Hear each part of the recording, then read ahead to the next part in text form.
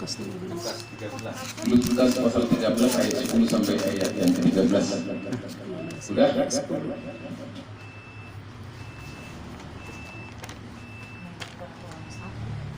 Amin.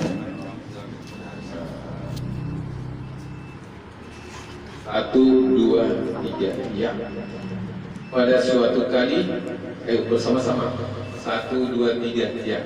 Pada suatu kali Yesus sedang mengajar dalam salah pada hari Sabta. Di situ ada seorang perempuan yang tahun dirasuk oleh roh sehingga dia sakit sampai punggung-punggungnya tidak dapat dan tidak dapat berdiri. Jadi dengan tegak. 12. Ketika Yesus melihat perempuan itu, ia memanggil dia dan berkata, Hai ibu, penyakitmu telah sembuh. Lalu ia meletakkan tangannya atas perempuan itu. Dan seketika itu juga berdirilah perempuan itu dan memuliakan Allah. Puji nama Tuhan. Mari kita sama-sama duduk. Di sini firman Tuhan berbicara tentang seorang perempuan yang sudah mempunyai penyakit selama 18 tahun. 18 tahun ini ya berbicara kepada di 2 Timotius pasal 3 dikatakan di situ dosa manusia pada akhir zaman. Jelas kalau kita tahu seorang perempuan ini yang menderita penyakit bungkuk. Apa ini sebenarnya yang penyakit bungkuk? Apakah dia hanya sekedar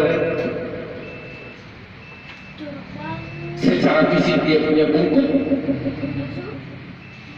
Kalau sekarang firman ini datang kepada kita, bukan lagi bungkuk yang di punggung seperti perempuan ini yang mau Tuhan sembuhkan.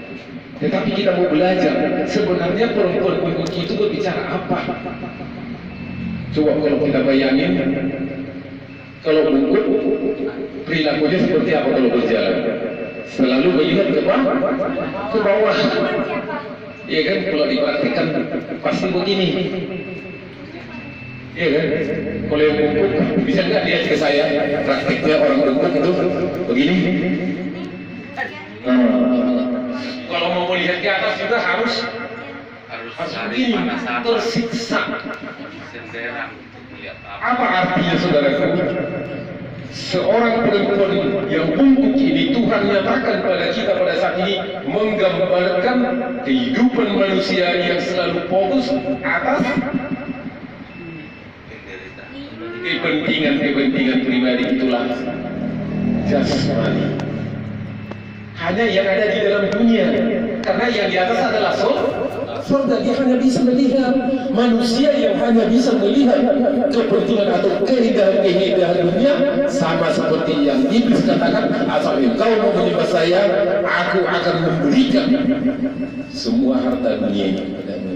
Itu sebabnya kalau pandangan kita hanya ke bawah, kalau pandangan kita hanya sebatas untuk kita di dunia ini, kebutuhan jasmani, terlampau dangkal kita saudara untuk mengikut Tuhan. Tetapi ada harapan yang lebih lagi. Kita memiliki Yesus itu bukan hanya diberkati secara jasmani. Memang bagus, tidak salah kalau kita diberkati. Dan pasti kalau kita mengikuti Yesus itu, yang rohani kita diberkati lebih jauh lagi, yang jasmani akan diberkati. Amin. Itu sebabnya kalau saya tadi saya sangat berterima kasih kepada Pak Simamora. Saya lihat sudah ditutup semua, Pak ini tidak boleh jadwal ibadah tutup semua, bahkan pada dari pasien tolak tutup. Terbuka mata untuk tidak hanya melihat hal-hal yang jasmani. Mungkin kalau dibuka, mungkin keuntungan bisa dapat sekian-sekian yang dihitungan untuk kebutuhan 1 minggu. Tapi kita korbankan kebutuhan kita sesaat untuk meraih kehidupan yang kekal itu.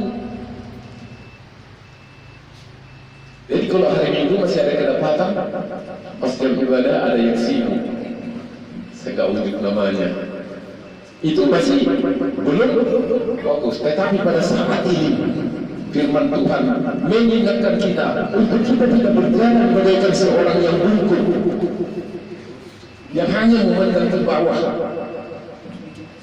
Bahkan kalau yang bungkuk kalau tidur, bagaimana tidurnya? Karena diganjal bungkuknya, kakinya harus ke atas. Iya kan? Monggal-onggal ya kan? Jadi karena bungkuknya itu susah. Jadi kalaupun dia paksakan dia tidur terlentang, kakinya akan ke atas.